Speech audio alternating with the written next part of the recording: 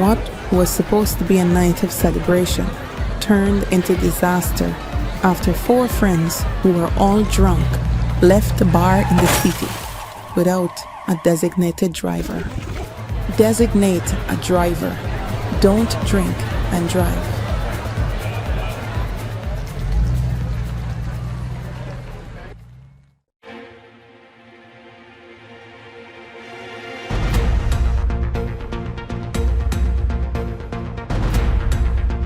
This is your News Source Evening Bulletin for today, Thursday, the 6th day of February in the year 2025.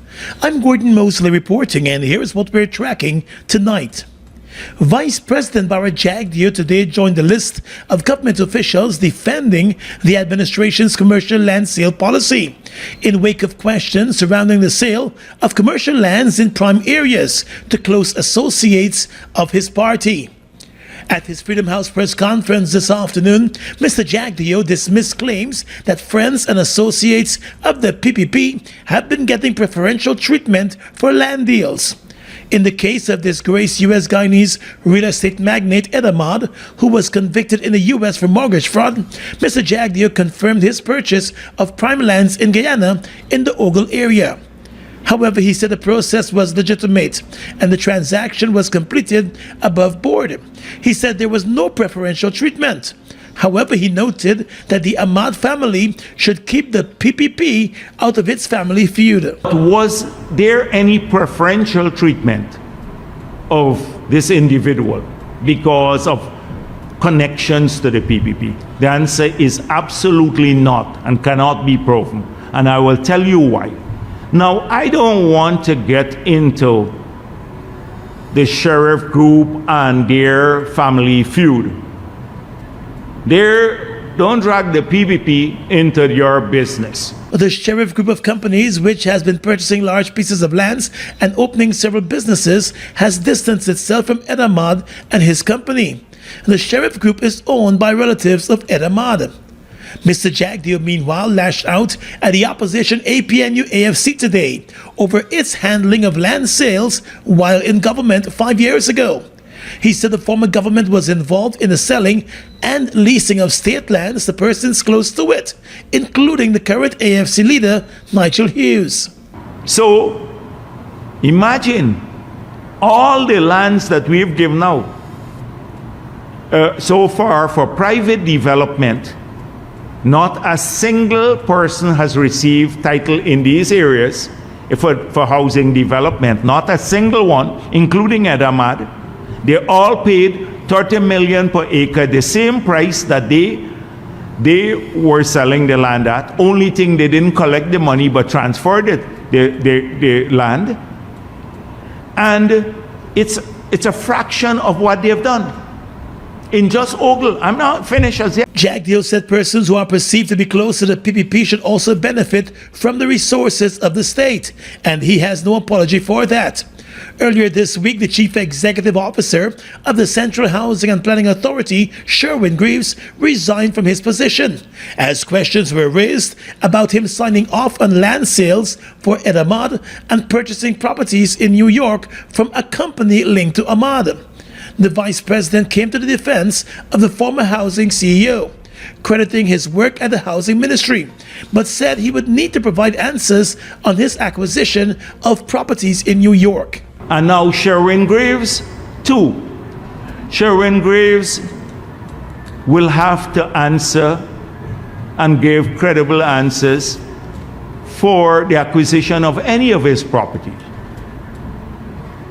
If he broke the law, and Ahmad broke the law, they must face consequences. That's our position. But they ran him down, vilified him. Jagdeo said Mr. Greaves assured the government that his sources of funds were legitimate, and he offered to resign because of the public scrutiny. The vice president said he believes the account of Mr. Greaves, and the government has made no decision on whether it will probe or not probe the land deals and property purchases. More news coming up in just a moment. It all starts with one. Maybe it's one look, you know the one, or one touch, even one word.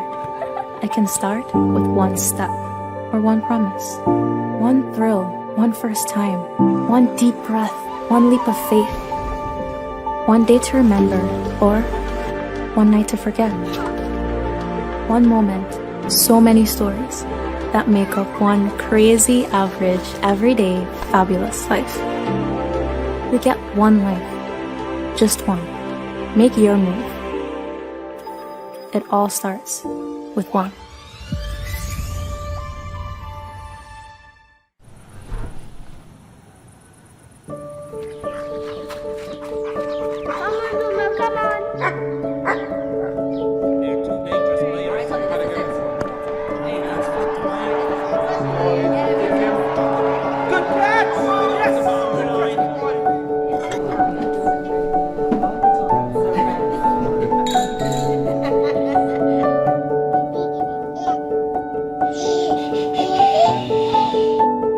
Your own home is so much more than just four walls, floors, and ceilings. It's a lifetime of great memories and stories. Come talk to us and start your journey home today. Republic Bank, we're the one for you. Hi, this is Van Fields of the Style Listings. We'll be on the lawns of the Transport General Sports Club in Georgetown. The Ultimate Soul Concert on Valentine's night, Friday, February 14th, with our live band for a dinner under the stars. Hope to see you there.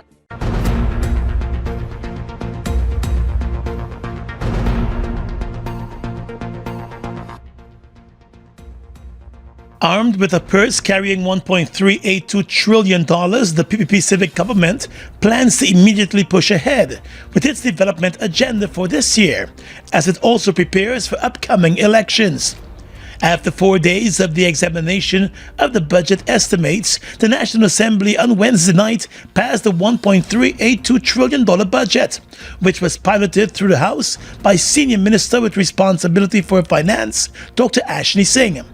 Over $252 billion of the allocations in the budget will go towards the advancement of infrastructure works across the country.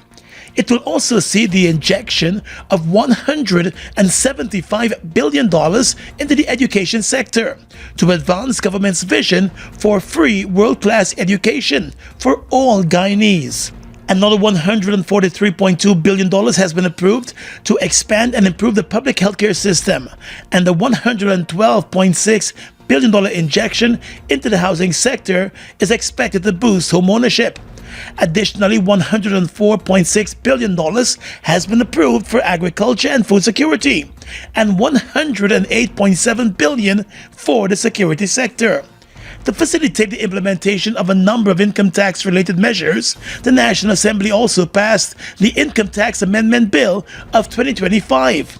That bill allows for the adjustments to the income tax threshold from $100,000 to $130,000, and the reduction in the personal income tax rate for the first and second bands of taxable income, from 28% to 25% and from 40% to 35%. Mr. Speaker, that this achieves the most commendable and indeed remarkable result that this government in this term of office would have doubled the income tax threshold. We came into office meeting it at $65,000 per month, and we in this term of office have managed to double it to $130,000 per month.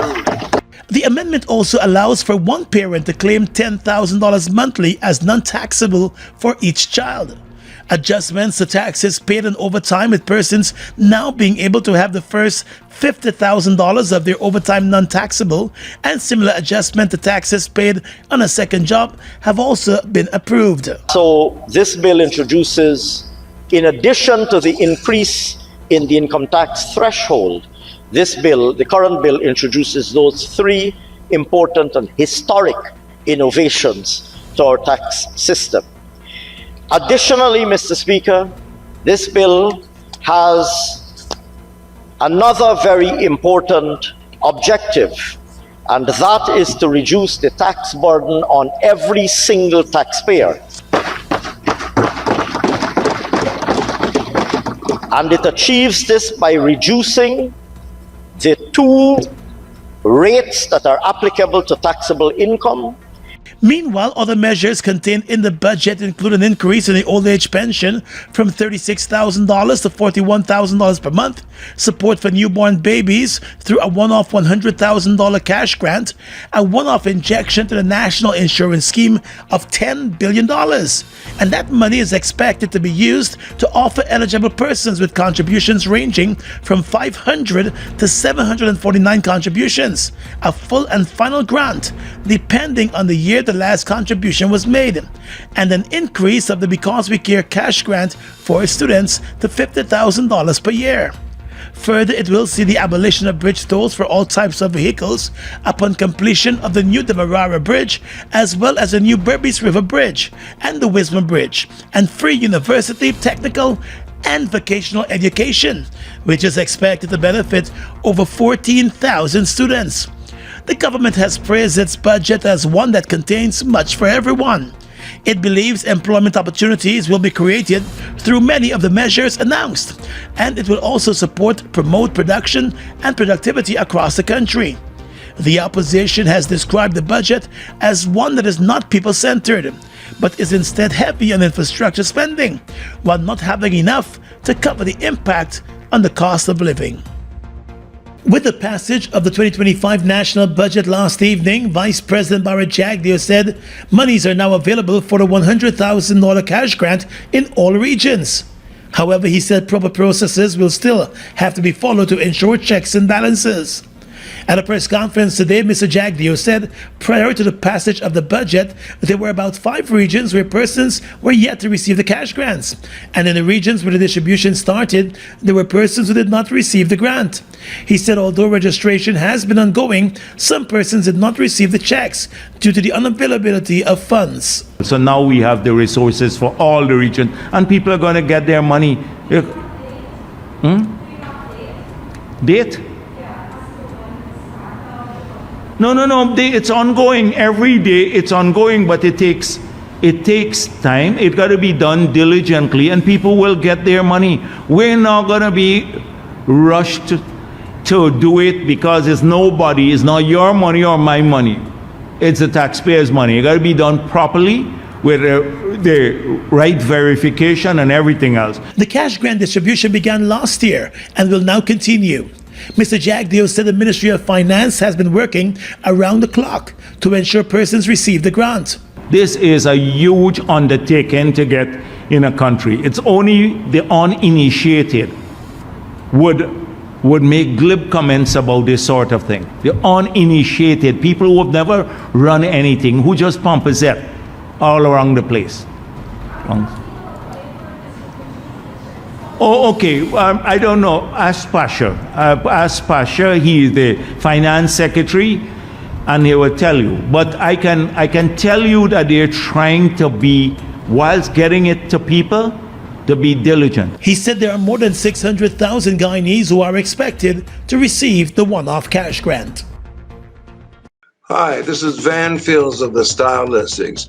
We'll be on the lawns of the Transport General Sports Club in Georgetown. The Ultimate Soul Concert on Valentine's Night, Friday, February 14th, with our live band for a dinner under the stars. Hope to see you there.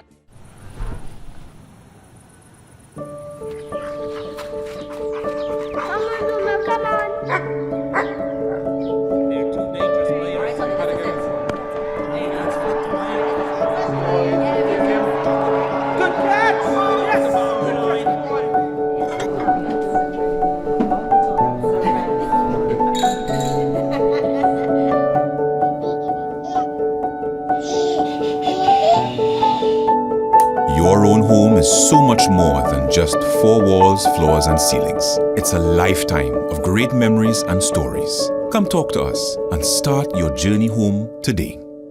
Republic Bank. We're the one for you.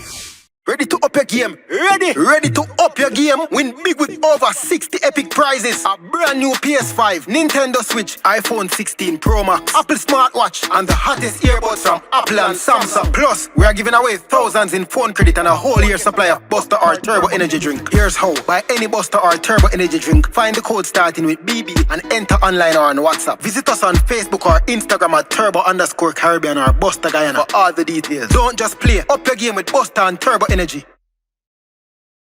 The Private Sector Commission has proposed several amendments to the Local Content Act, which it believes will enhance the procurement process for oil and gas contractors to provide equal opportunities and access to all Guyanese companies.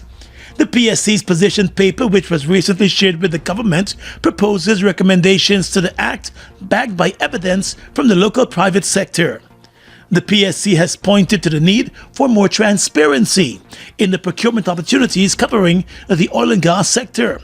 It complained that local suppliers are often unaware of upcoming procurement opportunities, which hinders their ability to plan, invest, and build capacity to meet sector demands. In its report, the PSC also claims to have gathered information from its sectoral and corporate members through surveys, interviews, and focus group discussions, along with information from competitiveness studies conducted by the Center for Local Business Development. Among the other proposals by the Private Sector Commission is for there to be a more structured approach between local contractors, subcontractors, and foreign companies. In one of its proposals, the PSC submits that any contract entered into by a contractor, subcontractor, or licensee with an international supplier for the provision of services, a local content development clause shall be included, stipulating that the international supplier will prioritize utilizing products or services offered by qualified Guyanese companies, provided that they are available within Guyana and meet the necessary standards for contract support. Under the same clause, the Private Sector Commission is proposing that the international supplier should employ qualified Guyanese nationals for roles within the scope of the services needed, with the aim of prioritizing local labor, even if candidates lack specific experience, and pair them with expatriates to facilitate hands-on training and skills development and transfer. The Private Sector Commission is also seeking the insertion of a new clause that will address the issue of joint venture companies and wants the definition of Guyanese companies to be modified. It has proposed that when a contract is awarded to a joint venture company, that company should prioritize utilizing products and services offered by qualified Guyanese companies, providing that the products and services are available here. Private sector organizations have long accused foreign companies of abusing certain clauses of the Local Content Act. It had made reference to the companies using Guyanese to front for them so that their companies could be beneficiaries of the act. It is against that backdrop that the Private Sector Commission is proposing a list of measures on that question. It wants any company incorporated under the Companies Act which is beneficially owned by Guyanese nationals who ultimately exercise individually or jointly voting rights representing 51% of the total issued shares of the company, and is also proposing that Guyanese nationals should hold at least 75% of the executive and the senior management positions, and at least 90% of non-managerial and other positions, with a minimum residency requirement that Guyanese nationals in executive and senior management roles, among other proposals.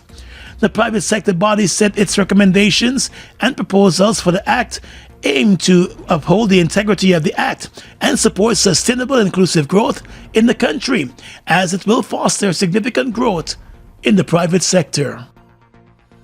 The Police Service Commission has explained that a disciplinary tribunal which recommended the firing of now former Assistant Commissioner of Police Calvin Brutus found that there was a pattern of planned, deliberate, and reprehensible conduct by Mr. Brutus. Brutus was fired yesterday after being found guilty by the tribunal of 2 disciplinary charges that were filed against him. He continues to face more than 260 criminal charges in the court in relation to accusations of money laundering and other financial crimes. In a statement last evening, the Police Service Commission announced its decision to dismiss Mr. Brutus from the Guyana Police Force. It said that decision came after a thorough review of the report and recommendations of the tribunal that it had established. According to the Police Service Commission, during the tribunal's hearings, which were not attended or recognized by Mr. Brutus, a total of 21 witnesses, including the Commissioner of Police, testified before the tribunal. The commission said that from the tribunal's report, the evidence was cogent and compellingly overwhelming against Mr. Brutus in relation to the disciplinary charges. The PSC said the tribunal related in its report that Mr. Brutus abused his position of power and his authority as a senior member of the Guyana Police Force to coerce junior and other ranks of the force to violate established practices, standing orders, and laws in relation to the procurement of goods and payment to suppliers and or purported suppliers. The tribunal found that from the evidence presented that in a single day, Mr. Brutus caused over $140 million to be unlawfully paid out of the budgetary allocation and the welfare fund of the police force to companies with which he had personal and or direct or indirect affiliation. In one of those instances, the tribunal found that $13.6 million was paid out to a company registered to Mr. Brutus's wife. And in the other instance, records were reportedly fabricated to show that just over $101 million was paid out to a company for the supply of uniform items, but those items were never delivered. The tribunal completed its hearings and finished its report without ever hearing from Mr. Brutus. It reported that he refused to appear before it, even after he was summoned and a sick leave certificate issued by a doctor was withdrawn. That doctor was called before the tribunal and questioned about Mr. Brutus's health complaint, and the sick leave certificate that was given to him was later recalled. Mr. Brutus had refused to take part in the tribunal and filed court actions against its establishment, claiming it was unconstitutional and illegal. In challenging the tribunal, Mr. Brutus, through his attorneys, UC Anderson and Darren Wade, has contended that the tribunal hearings breach his constitutional right as well as law and due process. He complained also that the tribunal was convened to examine 2 offenses of conduct prejudicial to good order and discipline against him. He said in his court filing that the same 2 charges cover more than 21 of the same charges that he is currently facing in the magistrate's court. The members of the tribunal were retired Commissioner of Police Silal Pasad, Assistant Solicitor General Shoshana Lal, and Attorney Keoma Griffith. The Assistant Solicitor General Shoshana Lal served as the Attorney General's representative in a number of High Court matters against Mr. Brutus, including the one that led to the freezing of his bank accounts. While the chairman of the Guyana Elections Commission, retired Justice Claudette Singh, has proposed the hiring of a technical consultant to advise the Elections Commission on the introduction of digital fingerprint capture during voter registration. But she said not before the general and regional elections are held this year.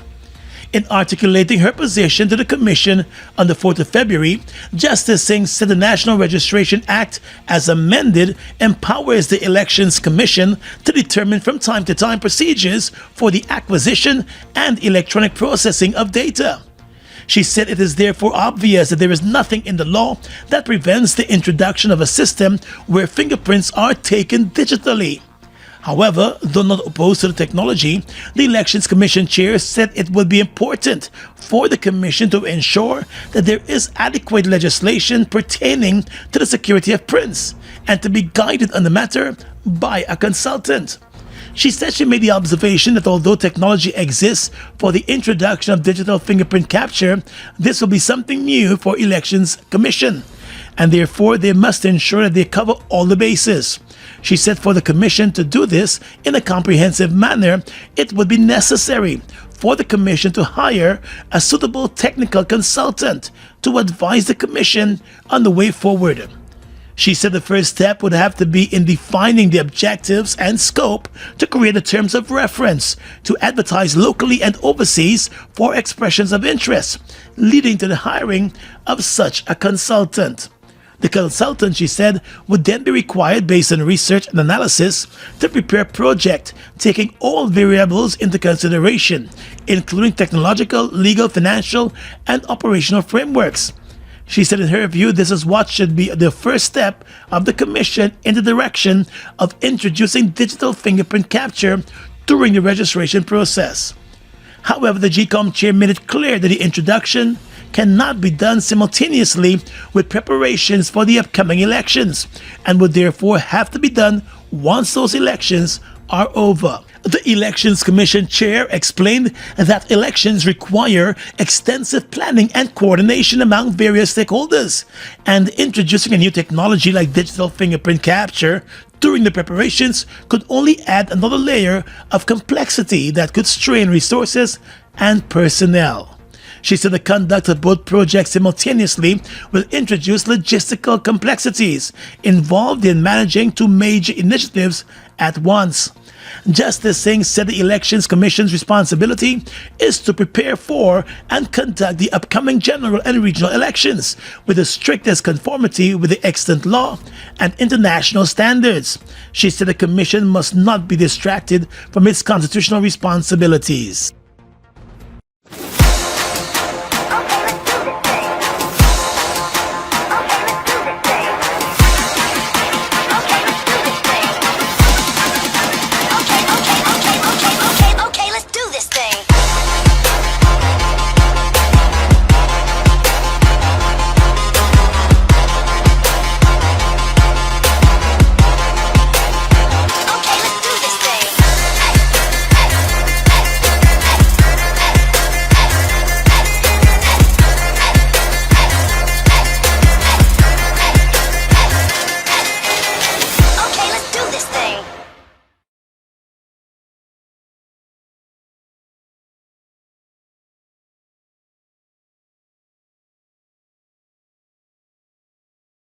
Guyana's economy is rapidly transforming, and we're all part of it. Guyana is at the forefront of this development by providing reliable and efficient energy and supporting community development from the very core. 100% of Guyana's profit goes back to building schools, roads, and other important infrastructure that connects our cities and towns, providing fuel to domestic, marine, industrial, and aerial transportation. Guyana has now repositioned itself as a market leader in the petroleum industry, building a better future for all of us.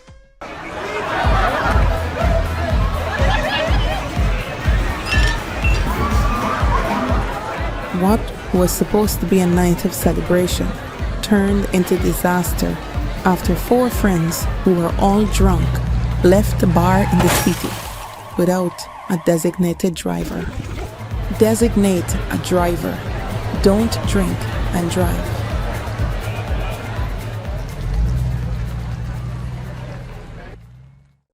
It all starts with one. Maybe it's one look, you know the one, or one touch, even one word.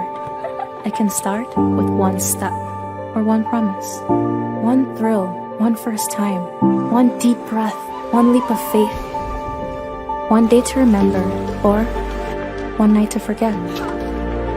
One moment, so many stories that make up one crazy, average, everyday, fabulous life. We get one life, just one. Make your move. It all starts with one. With your regional and international news tonight, I am Svetlana Marshall in the region. Panama President Jose Raul Molino said on Thursday the U.S. was spreading lies and falsehoods after the State Department claimed U.S. government vessels would be able to pass through the Panama Canal without paying. Reuters in a report said the comments were likely to exacerbate tensions between the two countries after the U.S. had cited progress on military cooperation and confronting alleged Chinese influence over the canal. Later, Molino added on social media that he would speak to the U.S. President Donald Trump on Friday afternoon. Panama has been in the White House's crosshairs since Trump claimed the country's vital waterway had effectively been taken over by China and vowed the U.S. was taking it back. Speaking to journalists, Molino expressed his absolute rejection that the two countries' relations be based on lies and falsehoods. The U.S. State Department did not immediately respond to a request for a comment. The White House also did not immediately respond. The Panama Canal Authority issued a statement late on Wednesday rejecting the State Department's claim that Panama's government had agreed to no longer charge crossing fees for U.S. government vessels, a move that would save the U.S. millions of dollars a year. Trump has accused the Central American country of charging excessive rates to use its strait passage, one of the busiest in the world.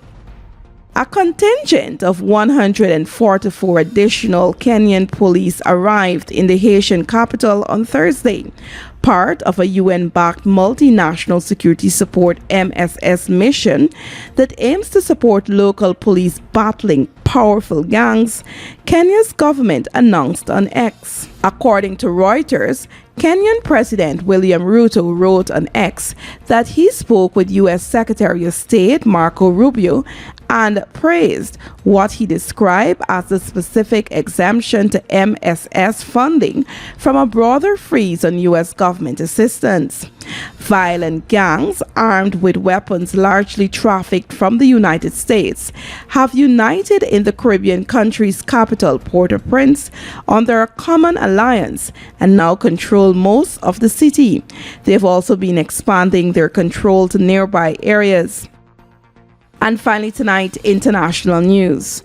U.S. President Donald Trump said on Thursday Israel would hand over Gaza to the United States after fighting was over and the enclave's population was already resettled elsewhere, which he said meant no U.S. troops would be needed on the ground. A day after worldwide condemnation of Trump's announcement that he aimed to take over and develop the Gaza Strip into the river era of the Middle East, Israel ordered its army to prepare to allow the voluntary departure of Gaza Palestinians. Trump, who had previously declined to rule out deploying U.S. troops to the small coastal territory, classified his idea in comments on his Truth Social web platform.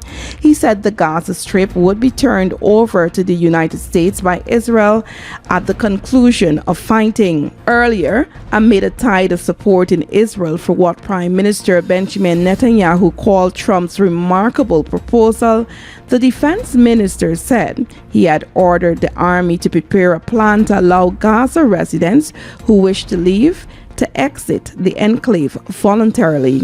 And that's your News Source Evening Bulletin for tonight. I'm Svetlana Marshall, wishing you a pleasant evening.